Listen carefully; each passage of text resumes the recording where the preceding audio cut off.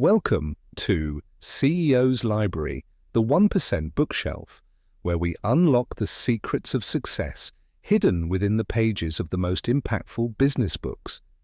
I'm your host, and today we're diving into a book that challenges us to look inward and confront our greatest obstacle to success, ourselves.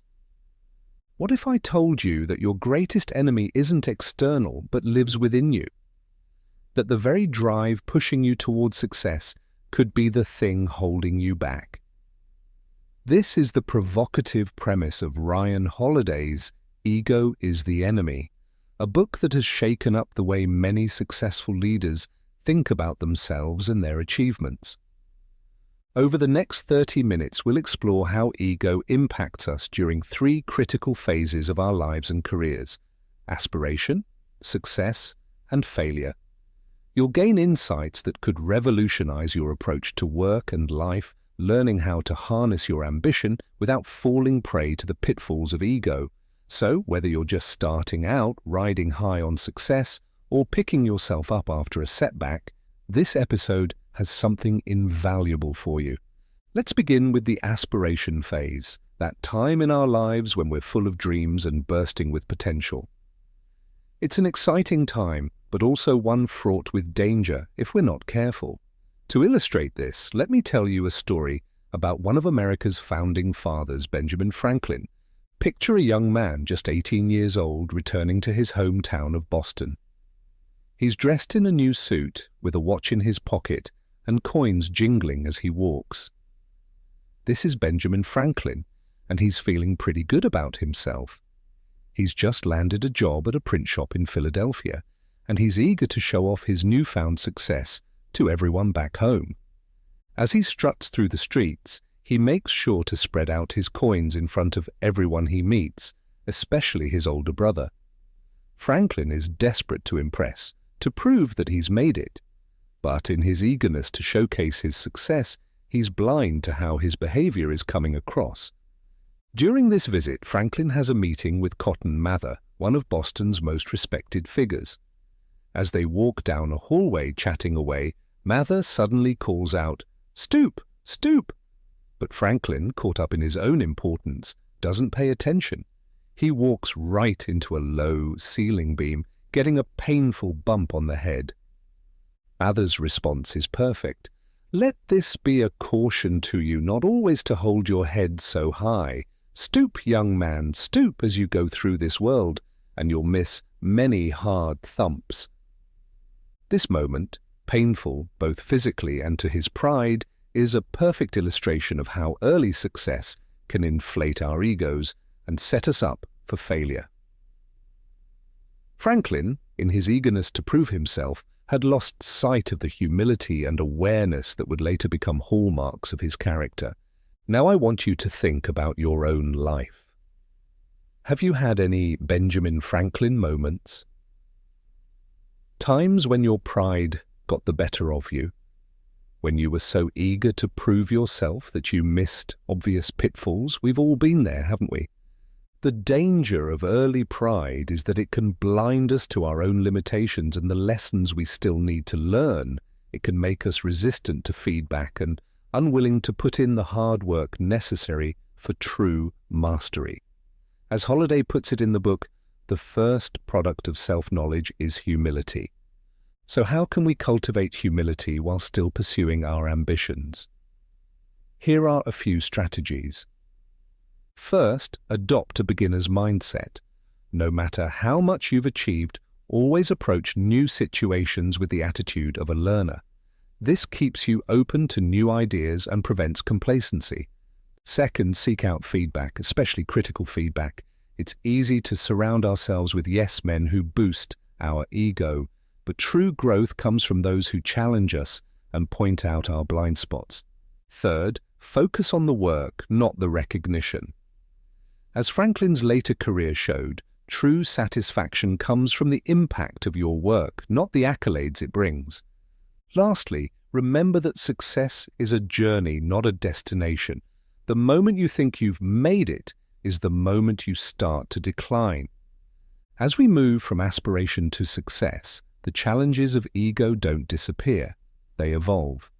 To illustrate this, let's contrast two figures from World War II, General George Marshall and the other Allied generals of the time. Picture the chaos of wartime Washington, D.C. The fate of the free world hangs in the balance, and the corridors of power are filled with ambitious men jockeying for position, credit, and glory.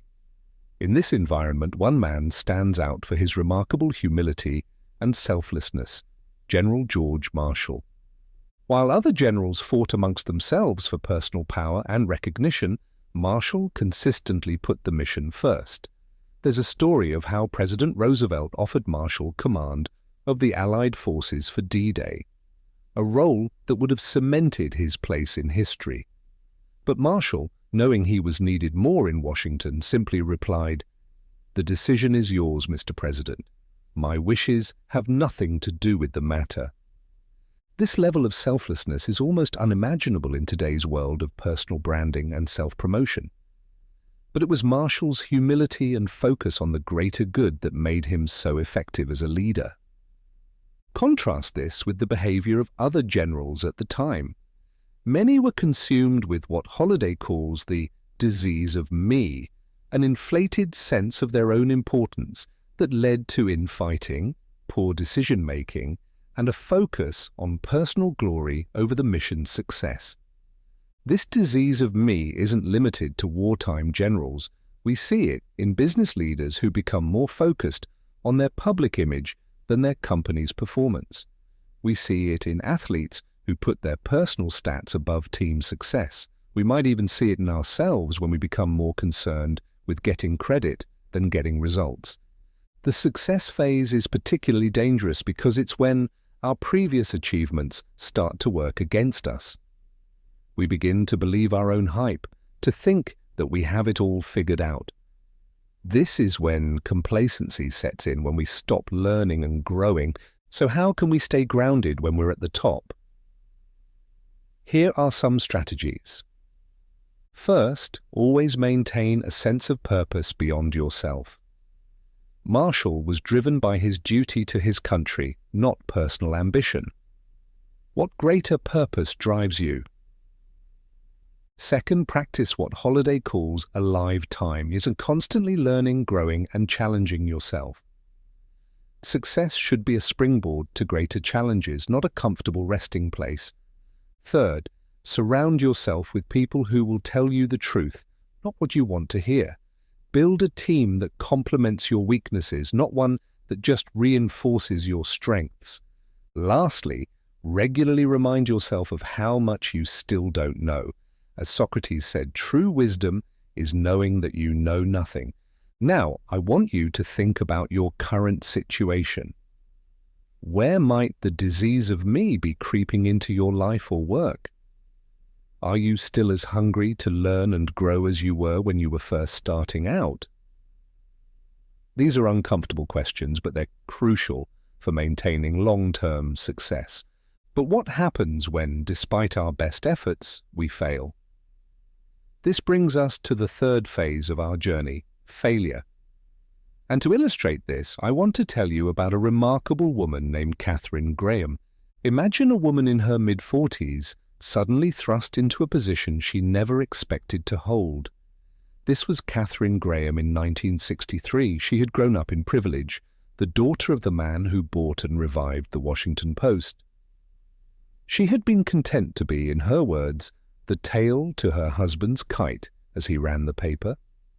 But then tragedy struck.